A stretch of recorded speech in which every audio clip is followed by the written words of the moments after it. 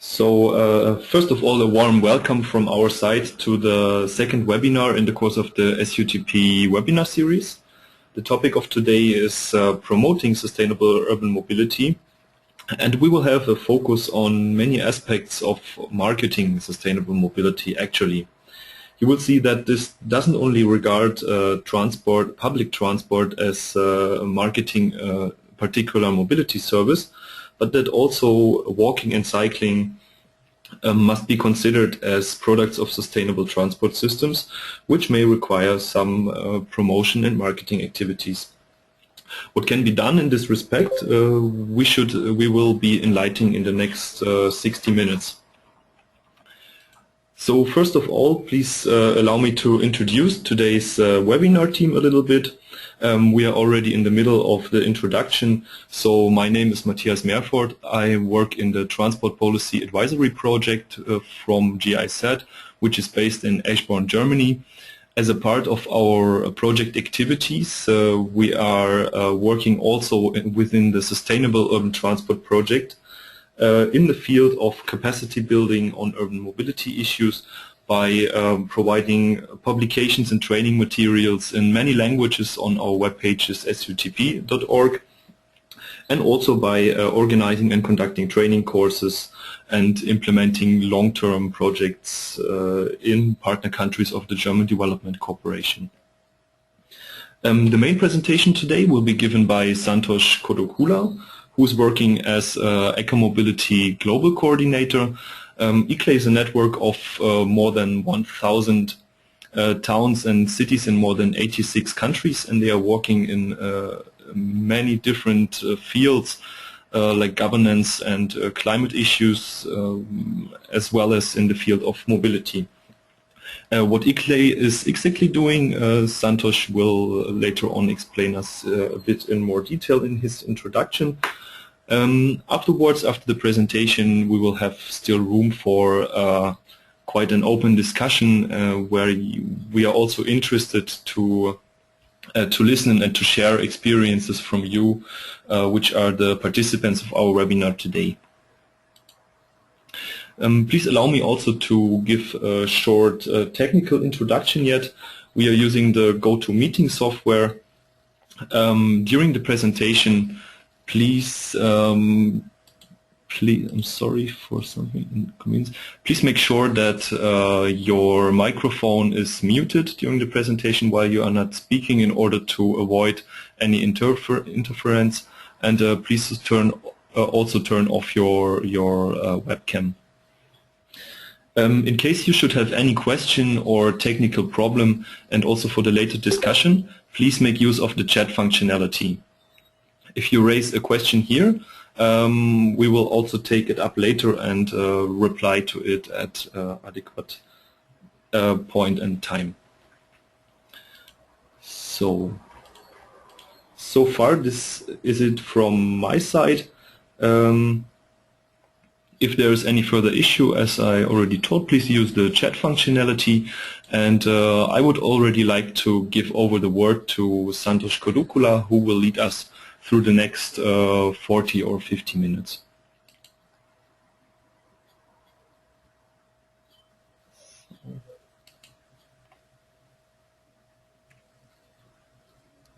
Great, thank you very much, Matthias. I'm just waiting for you to transfer. Okay, got it. I hope you all can see the screen now.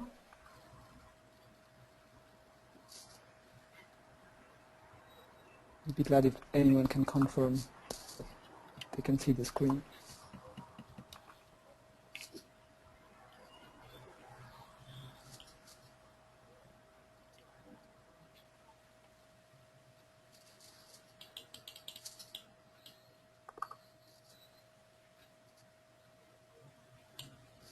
Can everybody see my screen?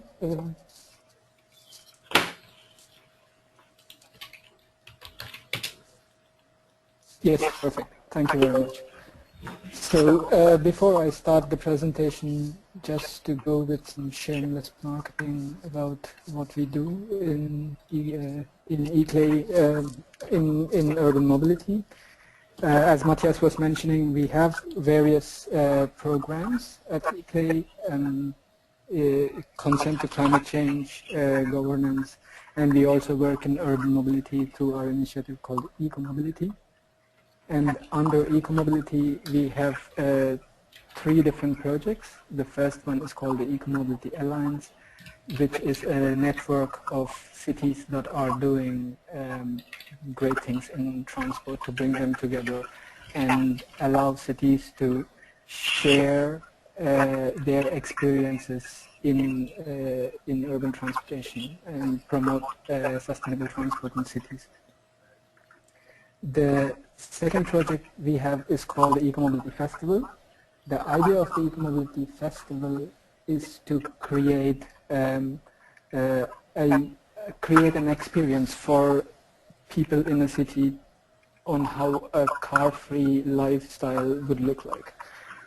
We started the project, or we implemented the project last year in Slogan, a city in Korea, where a neighborhood was closed for cars for a period of a month, and people used sustainable modes of travel, and we had very good responses from the project, and now we are exploring the opportunity of implementing the project in Berlin and possibly in Johannesburg. And the third project we have is called Eco-Mobility Shift. It was a European Commission funded project, and the idea of the project is, or we created a tool that actually measures the performance of urban transport in cities. And this can be, the tool is freely available from our website, which you will see towards the end of the presentation. So coming to the topic of today, selling sustainable mobility. And in this presentation, we'll discuss on the basic aspects of what we are selling and why should we sell this, and what are the products that we have in our box to sell to our customers, i.e. the people of a city, and also to some private entities. And what are the things that we need to consider? When we are trying to sell, and is it really sold once we get our target? Is there something else after the selling? So as we all know, that we are trying to sell the concepts of walking, cycling and public transport. And the most important thing is we as people who are trying to sell this product have to know the product very well. But then why do we sell this? Because we know that there's the problem of climate change, then we know that the icebergs are melting, and then we know that our cities are slowly but surely in some areas becoming full of cars, causing congestion,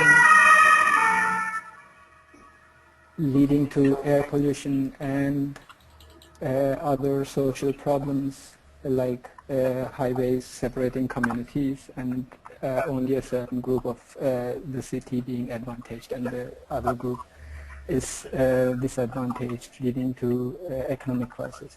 And we also know that at one point we have to face this big Godzilla in our cities. But then we have to realize that our current product range is weak in many of the developing cities. And what is our product range? As we saw earlier, we are trying to sell walking, but the situation of walking in many of our cities is as shown on the screen. There are people who are walking, but we don't have proper infrastructure. If there is infrastructure, it is usually occupied by motor vehicles. And then we are selling the concept of cycling, and it's the same in many of the cities. Where we try to build cycle lanes, but then due to poor enforcement, they are encroached often. And the very important aspect is public transport, and this again has a very different image in terms of users. Only a specific group of users actually use the public transport in developing cities. But then why don't all of us or all of the people in a city use public transport or the other facilities that we just discussed? Majority of them think it is not safe to use the systems, and they are very skeptical about the security of the system.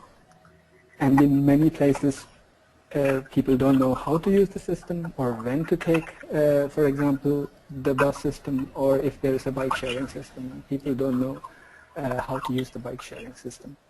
And in terms of the convenience of usage and the accessibility to the system is also not very positive. And on the other hand, the image of the entire product, walking, cycling, and public transport is very weak. And we don't, if you ask someone what do you think, or why do you not take public transport, or the walk, why don't they walk, or when they cycle, they give you all the reasons, and then it's also the feeling. This is something that our competitors, i.e. the car market, they are very good at. They are very good at marketing their product as a means to joy, entertainment, and a feel-good factor, which is not very much visible in many of our transport modes. So what we need to do in order to sell it is we need to shatter this existing belief, and we need to create a new image for our product. We need to show people that cycling is not what they think it is, and public transport is not what they think public transport is. And it is not a new concept. We all know who are working in sustainable transport, the concept is really old. But we need to put it in a new image, a new perspective for our end users to perceive the whole system in a new fashion, for which we need a new identity, a branding, an informative system, an innovative, and at the end a joyful experience. This is a picture of a bus from a city in India called Ahmedabad, and they have taken new forms of public transport. They implemented the BRT system, and they changed their bus to look like this, which is very attractive for the people who are used to the previous bus system. And similarly, we need to change the image of cycling from this to possibly like that. And if we see our competition, they have wonderful image and wonderful identity and wonderful brand. I'm sure people who don't read Thai can immediately recognize what that picture in the middle is. And then it is also very evident that when we see an image, then we subconsciously or without unknowingly connect it to a brand. So even if here the Ferrari is put in a Ford image, you would immediately think it's a Ford when on an immediate glance. So yes, we need to have a logo because, as I said, it's easy to market. If you see the logo here, it is from New South Wales in Australia, where there is one logo that represents various modes of transportation system. You have for the trains, you have for the TransLink, the buses, the ferries. So a logo that encompasses all the modes that are used in the city would be an ideal candidate. But then in cases where it is not possible, you could have a very distinctive image that people can immediately link to the system. And the most famous Underground from London, which has been translated to various other modes also, the Overground, the buses, they use a similar similar image as a logo. And then when it comes to branding, there are people who argue that if it's, for example, a bus system, if it's a bus system, then people say usually it should not say bus in the name. I mean, it's a question of debate. Some people agree to it, some people don't, because if you think of a bus, immediately you will get an image of this don't know when it will fall down kind of a vehicle. But then our idea is to show that it is not, that is not the image that you have to relate to a bus. So not having bus in the name could change the perception. In the samples, for example, the third one, Janmarg, is the name that has been adopted for the BRT system in Ahmedabad, and it actually means people's way, which also relates the system to the people. And the last two are just suggestions. I don't know if teleport would be a really nice name for a public transport system, but still it's an idea. And then comes a tagline or slogan. It is not mandatory to have a tagline or slogan to the name, but if it is there, it should actually support the idea of your system. If the system has relax and ride as a tagline, and if it is really hectic to take the public transport system or ride it, then it does not make sense. So there should be a tagline that supports the whole system, easy to understand, and it's good if it's a catchy phrase.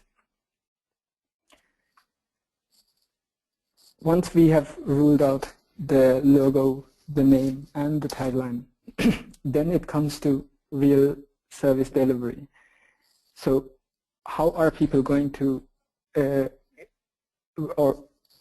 what kind of information do people get when taking the system? Say it's a bike sharing system or a public transport system.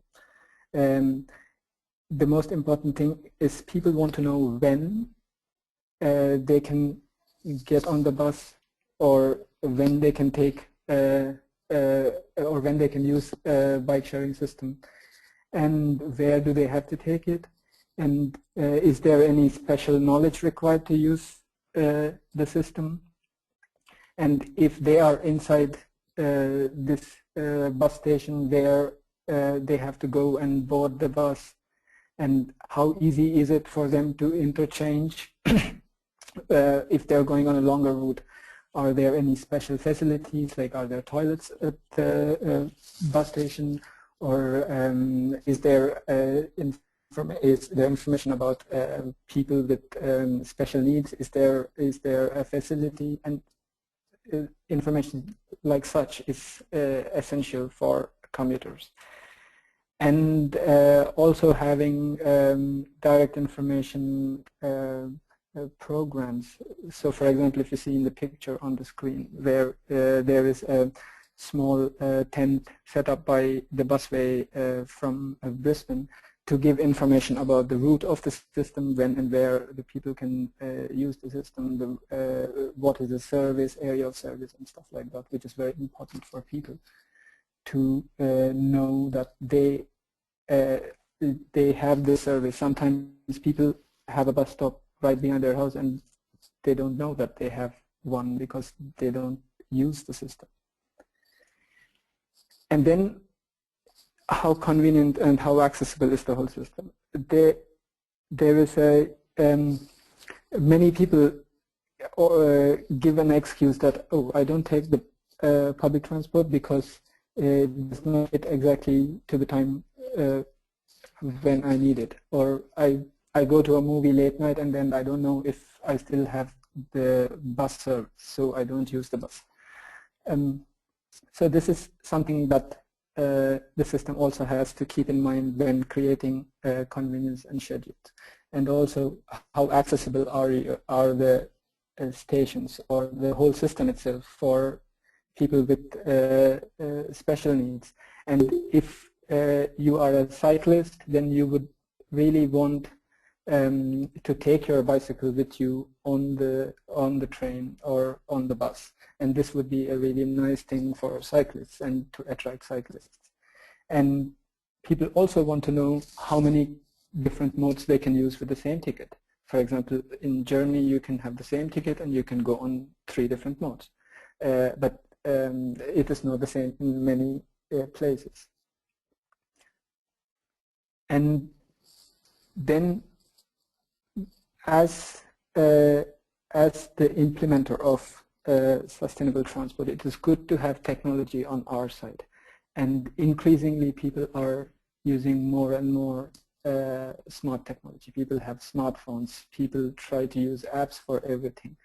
And so is there a possibility of people to use their mobile phones to buy tickets? Or is there a possibility to know the schedule of the bus on their phones? Or for example, if you see the picture here, oops. If you see the picture here, that's a picture of a bike sharing system in Germany. I'm sorry, my computer is acting strange. Good. And this app actually shows me where are the bikes in the location and where I can take a bike. And I can actually get the bike right on the phone. I don't need to call anyone. I just use the app to access a bicycle and I can leave it anywhere I want. And this is an app that I use very frequently to know the train service. And the app actually tells me not just for long distance trains, but also the tram network in every city. So then I can automatically plan my connection, and if there are delays, it gives an alarm. So these are things that people who are commuting would want to know. If there's a delay, am I being informed in time or not? But then, in addition to technology, infrastructure or innovation need not be limited just to technology, but also with infrastructure. This, to some of you, you know this example of buses as libraries, which was implemented in Transmillennium. And with the increase of smart lifestyle, you can have public transport stations fitted with Wi-Fi networks. And I'm sure many of your cities already have these facilities.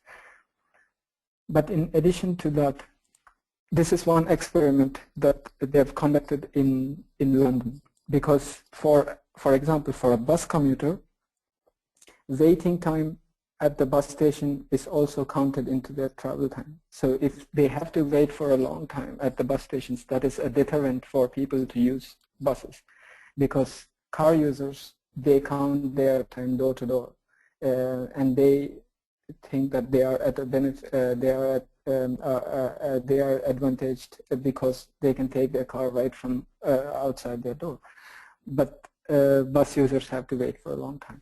But in this experiment in London, they fitted swings in bus stations, so people, when they are waiting for buses, they can use the swing, which reduces the perception of waiting time. But this does not mean that your buses can be late and you can fit swings in all the bus stations. Similarly, this is an example from Japan where they tried to change a bus station into a strawberry, and they have also a watermelon bus station. So this is like giving a bus station a new look rather than just having a pole saying bus number 23 stops here. And when it comes to bicycles, there are so many innovative things that you can do with bicycles, especially with bike parking. This is an example of at an industrial area in the US where they use this anchor chain for a bike parking facility. And this is also another option for a bike rack. And having these innovative ideas for bike parking would increase the appeal for using a bicycle. And for people who are scared of their bike getting wet in the rain. There are nice designs like this which are not only cheap but also protect the bike from rain. And this is an example from DC. I really like it because it is made out of parking meters and used for parking a bicycle, and it gives a new idea of bike parking. And this is an initiative also from the US. Surprisingly, I found a lot of wonderful examples from the US and Canada, which are the most car-dependent countries, I would say. So in this project, what they did is they paid for the parking fee of a parking lot, and they converted the car park into a temporary meeting area where they're just sitting and talking, and the people who are walking by would get a different image of using space. So the place where they used to park a car can also be used to meet people. And the same, they did this in Canada, where they have a meeting place in place of a car park. So these are infrastructure innovations to promote walking and public spaces in cities where there is a growing presumption that we don't have space for creating a public space. So it is not necessary to create a public space in a new space. Existing space can be redesigned to be a public space. And this is from Detroit, the city that is famous for the car manufacturers, where they had a makeshift place as a beach. They have sand and they have the chairs, and people just come and enjoy. So when all this is done, at the end, as a salesperson, for us, it is very important that our customers are happy and their experience is joyful, either when they take the public transportation system, or when they are cycling, or when they are walking. The one thing that I've discovered when doing the background research for this presentation is, if we can link a unique experience of travel with joy, then people would shift to that mode. I mean, there is indeed a general rule that people would shift onto anything that is faster than a car, but then in addition to that, if we can add these layers of icing, if you will, on these other modes, then people would surely shift and they would stay. But as long as the quality remains or improves. If it's improving, then people would only increase. And then there is this other kinds of information dispersal, who gets what kind of information. But one group that we have to really make sure that they are included in all our communication is the media and the NGOs, because media can help a lot to promote a positive image to the system, and media also has the power to just disrupt the whole system, even if a lot of money is invested into promoting either a bike sharing, cycling, walking, or public transport. And in addition to that, having a clean system always helps, because there have been many studies which show that a cleaner system would attract more ridership than an unclean system, because people would not go on a dirty system. So once we say we do all this, then yes, we sold the idea of sustainable transport cities. But is that the end? That's a question that cities should ask themselves.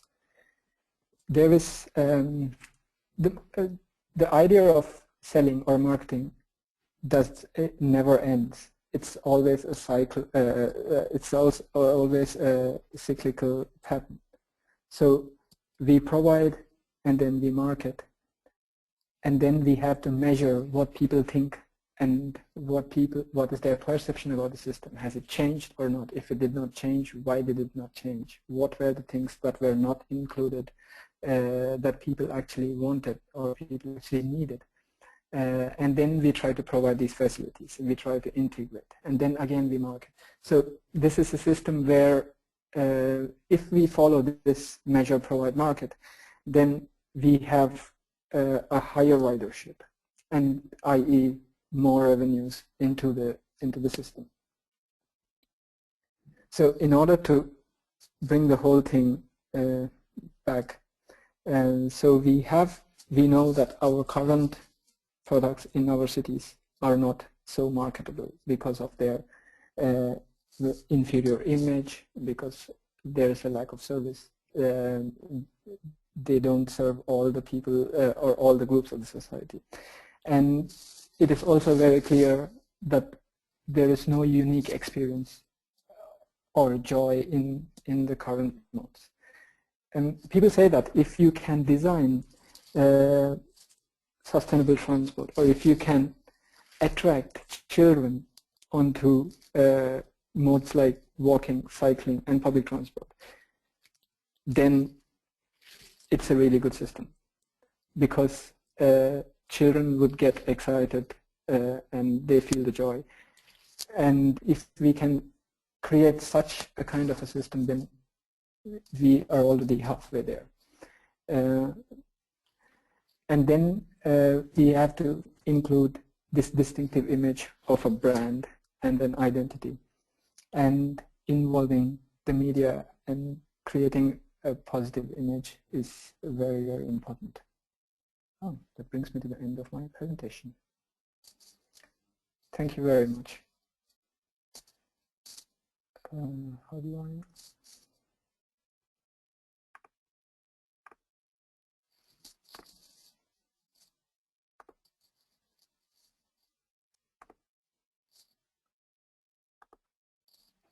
Hello? Okay, so I think everyone can listen me now. So first of all, many thanks to Sunny for his presentation. I've seen many nice examples and creative ways also to how to improve the image of cycling and walking that are pretty useful.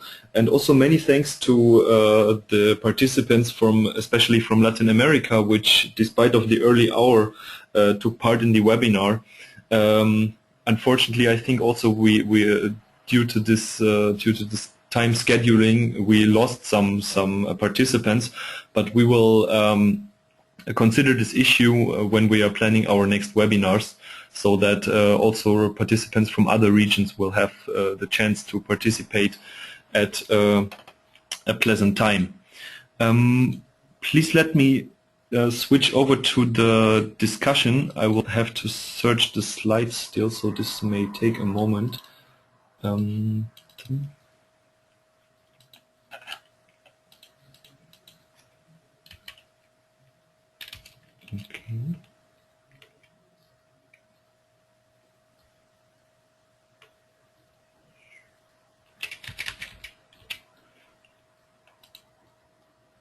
Okay. So far, we are a bit earlier than we expected, so we actually have plenty of time for possible questions, and yeah, we would be interesting if you would have a question which regard the promotion or the marketing of sustainable urban mobility, or if you would like also to share some experience from what is going on in your city or of what your organization is doing to promote urban mobility. but also there are some problems, some administrative, some financial burdens which are probably hampering marketing activities. So where do you see the challenges in marketing sustainable mobility? So these are a kind of orientation questions, so please feel free to raise any issue that you desire, and please use the chat function for raising a question, and also there's the possibility to speak via the microphone if you would prefer this. So just then please also give me a sign via the chat function, and I can turn you on the microphone.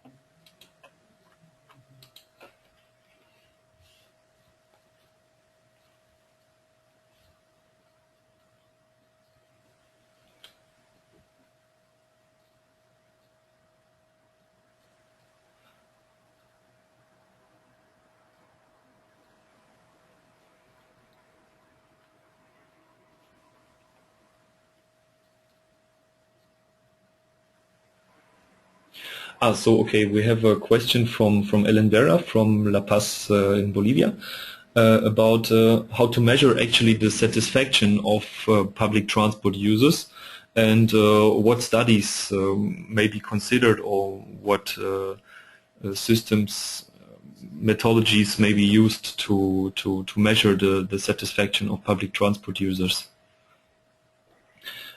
Sunny, do you maybe have some experience in this area? Sure. I mean, I can share my ideas on the question. It's actually a very interesting question.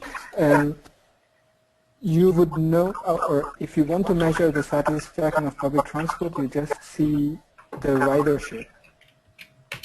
If the ridership is increasing, then it means people are in a way happy with your system. But then, yes, it does not only mean that it is a measure of satisfaction, because in some cities there is no other option other than public transport, then also your riderships increase. But then if you have a city where there is increasing economic lifestyle, then you would automatically see emergence of other transport options, for example, like paratransit or something. Or if your public transport is not performing very well, then you automatically see these other models, transport models emerging, modes emerging. So, yeah, I would say that the basic measure is the ridership, but then in terms of studies, you would have to do perception surveys with the riders of the public transport. This is where the measure box comes in, where you're asking transport riders what is their perception of the image or about their ride on the public transportation. I mean, but if anyone has other experiences, please, I would be happy to hear.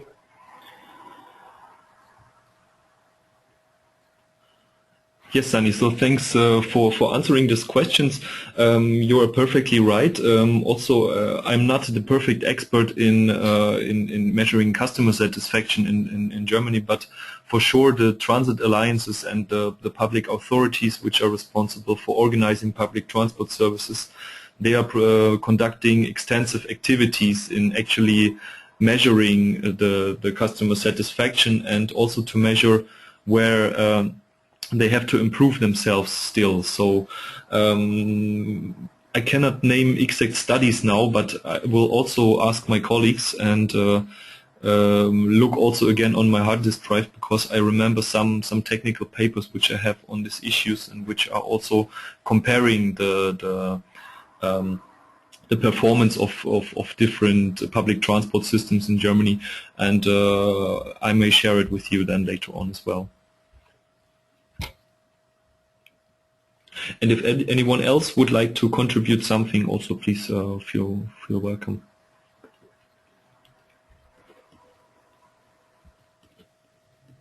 Just to add to the previous question or the comment, I don't know how provocative this is, but I think we should we should take public transport as a product, like how other things are sold. So, for example, if we try to go to a supermarket and buy something off the shelf, and then there is a study on seeing what kind of satisfaction that the people get from using the product, which is actually measured in terms of how much the product is sold. But then at the same time, if the product is really cheap, then the sale is not just an indicator, because it's also serving only a specific group of people. So I think we could take public transport just like any market good to measure or to market it or to sell it to people. Yeah, thanks, Sunny. I just actually want to come back to the question of Ellen Vera. I actually found one study in the series of the Sustainable Urban Transport Project, which is exactly about measuring the public transport performance. So you will hit actually on the SUTP.org webpage under the folder or in the area training documents. And then it is training document number 9. It is a publication called Measuring Public Transport Performance by Xavi Dingra, who is actually another participant of the webinar.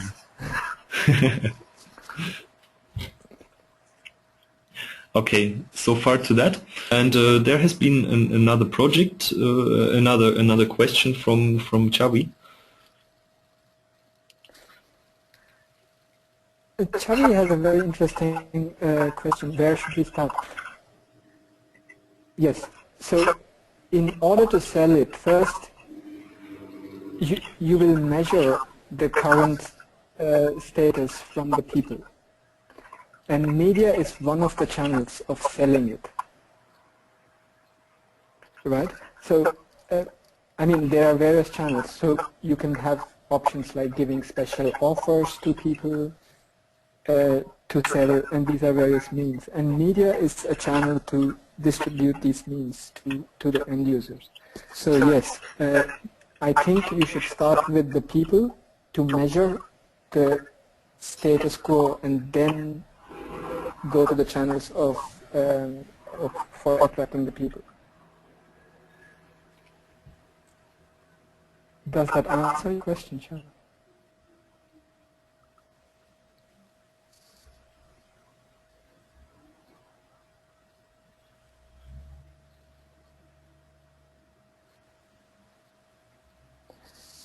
Yeah, Alan has another interesting point.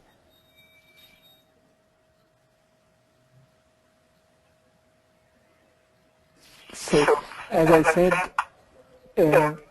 making the infrastructure more accessible and convenient for the special groups that you just mentioned, elderly people, children, and people with special needs, is important for them to know that they are welcome on the public transport.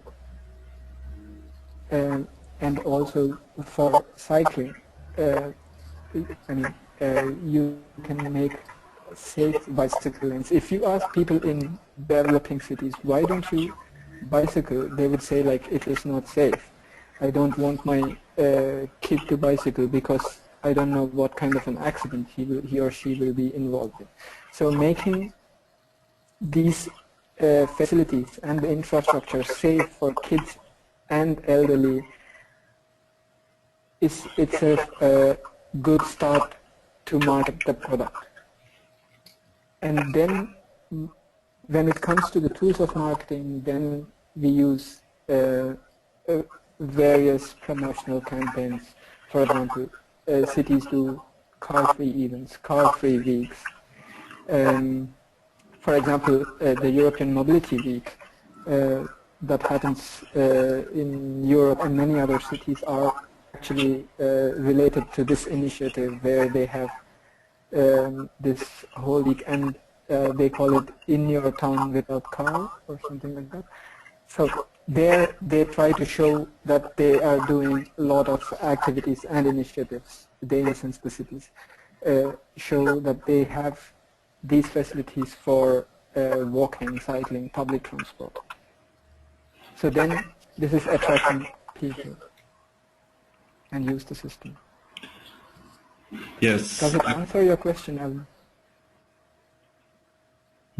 I would also like to add something, because when we are talking about marketing, and as Alan was mentioning, that we have quite a certain heterogeneity between the different user groups.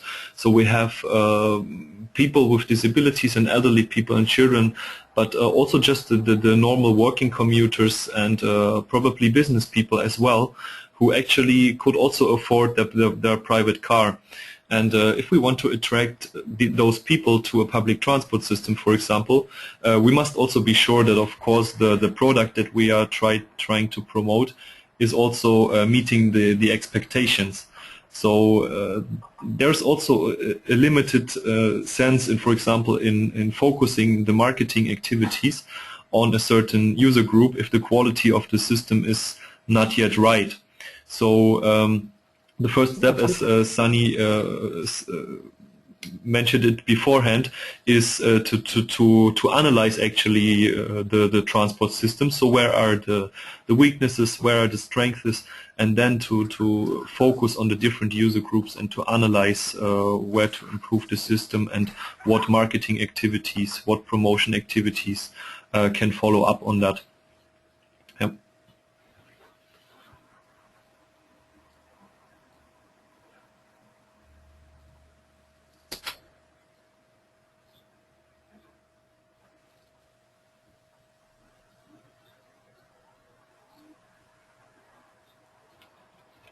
That's an interesting point from GIZ Transport. I don't know who actually was asking the question. Yeah, this is a colleague in another room.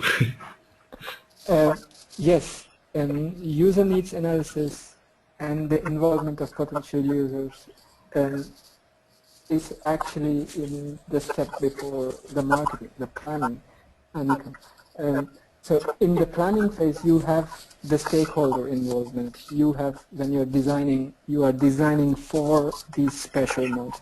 So there is no use in involving the special groups at the marketing phase, when in the planning and the design phase, you have not included them. So it is like selling a Windows 97 product to someone who is using a tablet. I don't know if it makes sense. Yeah. So if you have not thought about these special groups in the planning and design phase, there is no point in marketing the product to these people, because your product was or is not designed for them. And that is what is happening in most of our cities right now. We don't have proper walking, we don't have proper cycling, but then we are trying to sell or we are trying to convince people to bike more or walk more. But then as a user, I would say, like, where is the bike lane or where is the footpath?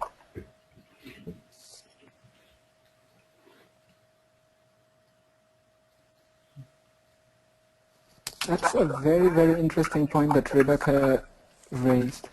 Funding. Yeah, I mean, this is one of the things that many cities say, like, we don't have money to do marketing. And it does not make sense if the city says we don't have money, because it is like they have this product, they want people to use it, but they don't want to spread the word about this product. Marketing is like a core investment. Every city who has, or a city that has a transportation system should market it. There is a lot of marketing for cars happening, and without knowing, the cities are doing it through increased parking spaces, better road network, having flyovers. And it does not cost that much. I don't know where I read, but in Portland, for example, they spent around 70 million or something in enhancing their bicycle network, and they have, I think, a 20% increase on one of their streets because of this investment in cycle network. And Portland being an Alliance city, it's one of our projects, and Portland is our city in the Alliance. And they are, I mean, Portland is one of the few cities that has lower greenhouse gas emissions. And of course, it's #1 city in the US for cycling. So yeah, I mean, municipal governments or local governments should allocate marketing funds when they are planning for a mass transit or a bike sharing project or promoting walking and cycling. And actually many cities are doing this. Say for example Colombia, Portland is doing it, Boulder is doing it, and many other cities are doing it. And the cost is very, very minute compared to building an urban highway. Maybe it's just a fraction of a whole road network. Yeah, maybe also to add about marketing, Sunny also mentioned it in his presentation. Marketing is also a lot about information and about communication actually. Yeah, so it is really essential to have some kind of complaints management as well. So not only for public transport to see whether there is going something wrong, but to provide a contact address and the possibilities for raising concerns by the system users. Yeah, not only regarding the public transport system, but also regarding a cycling network. So, for example, what should I do when I use my bicycle and there is some kind of cycling infrastructure, or there is no cycling infrastructure at all, but I perceive a certain crossroads as a very dangerous point, and whom do I contact to raise these issues? Yeah, this of course also includes the integration in the planning processes. So, if we are talking about civic participation in the planning processes, yeah. And of course, general information. Yeah, we need to have. It's just like Sunny said. It's a basic issue to have to provide information on how to use different transport systems. Okay, do we have another question? Yeah, an interesting question. Yeah, in relation to the use of social media in the framework of open data. To talk about informed trips, so to receive current trip data. So, for example, when there is some kind of a delay, that I am timely informed. And the question is about what are the IDs what are the IDs and what may be the potential of social networks in the relation to marketing. Yeah, I mean there is a mixed feeling, especially from cities, on open data, because working with cities in eClay, we get various responses from cities when we talk about open data in transport. And I mean, of course, there is a very huge potential for social network in promoting sustainable transport, and there are already a lot of people in social media promoting various kinds of transport innovations. I am subscribed to a lot of them on Twitter, and you see these great ideas coming up everywhere about new things in urban transport. The major fear that many of the cities have with open data is security. I mean, I'm not expert in open data, so I can't properly answer the question. But I personally feel that I think open data is a good thing for marketing, especially public transport systems. Because I use a couple of apps, and I think they are open data and sharing information and stuff. It's really nice. But I don't know if my response actually answers Alan's question or not. Yeah, I think it is already a good answer. So you have taken up a lot of points. So there's some insecurity on how this data may be used, and that of course there's a high potential. So what we can see in many countries, and more and more, for example, in Germany as well. So almost all regions do somehow some activities in the field. So they have a Facebook site, they are twittering on their transport services, and some of them are really using it as the possibility to inform the users on, for example, whether there is constructions, whether there are some inconveniences, and to timely inform and also to spontaneously inform the users. And yeah, this is considered, I think this service is very much appreciated by some of the users, and companies that are not yet doing it, they are still a bit behind. Nevertheless, for example, if a public transport operator is also operating a Facebook page, it requires some capacity. So someone that is working in the area of the information, that is very close to the technical operations center, he should somehow, or this person should be in a strong contact and also manage the information input to the Facebook page. But on the other hand, also it requires some capacities to oversee the discussion. So if, for example, customers are using the Facebook page as a pure complaints management possibility for raising complaints and several issues, the discussion could quickly increase. So there must be actually someone who is watching all these activities and who can timely react on this.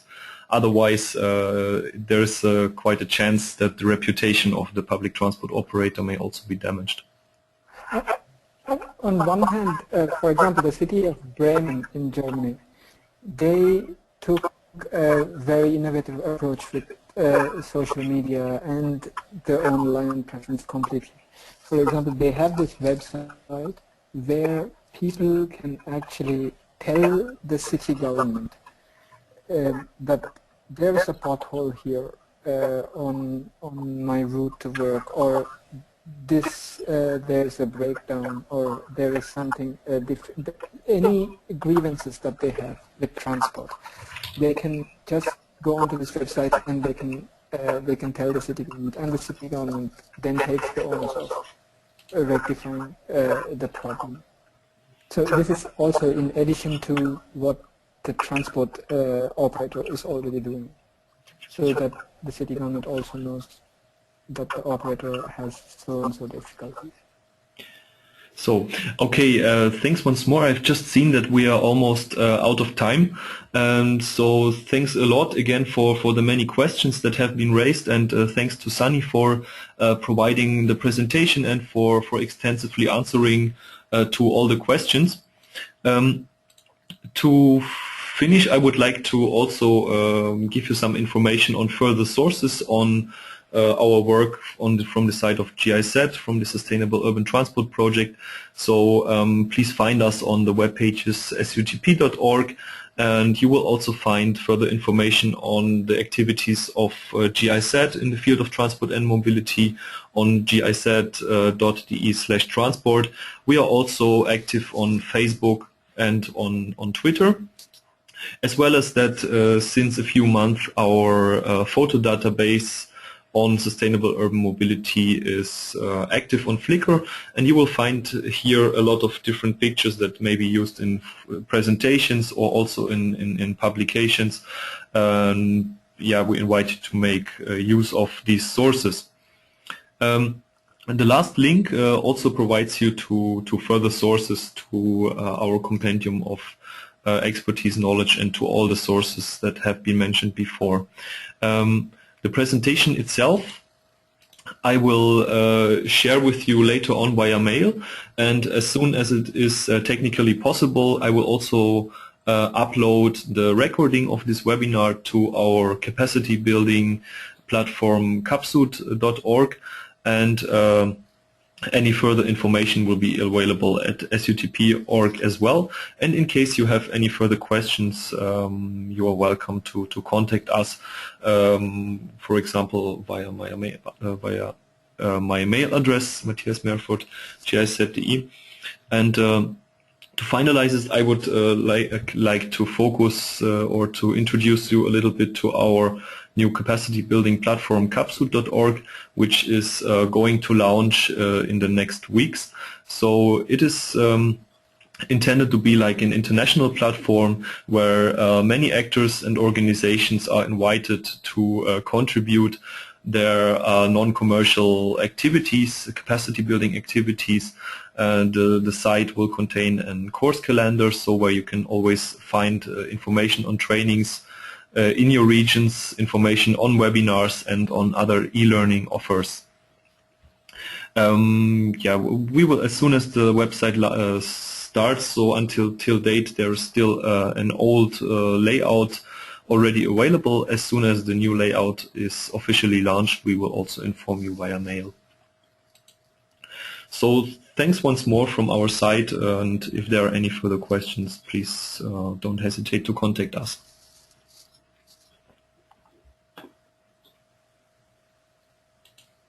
Thank you so much, all of you, for attending the webinar. I shared my email in the chat, so if any of you is interested in asking any questions, or if you have any information to share on marketing, please do share with me. I'll be happy to learn more. Yes, and I forgot one very important issue still. So as this is just our second webinar, we are of course very interested to gather your feedback on this webinar. So whether it was useful for you, what were the problems you perceived, and also probably what topics you would be interested to listen in another webinar. So please take your time. I think it will not take long, just about 5 minutes probably, to answer a very few questions which you can find under the link which I just provided in the chat. So we would be happy to receive some feedback from your side as well.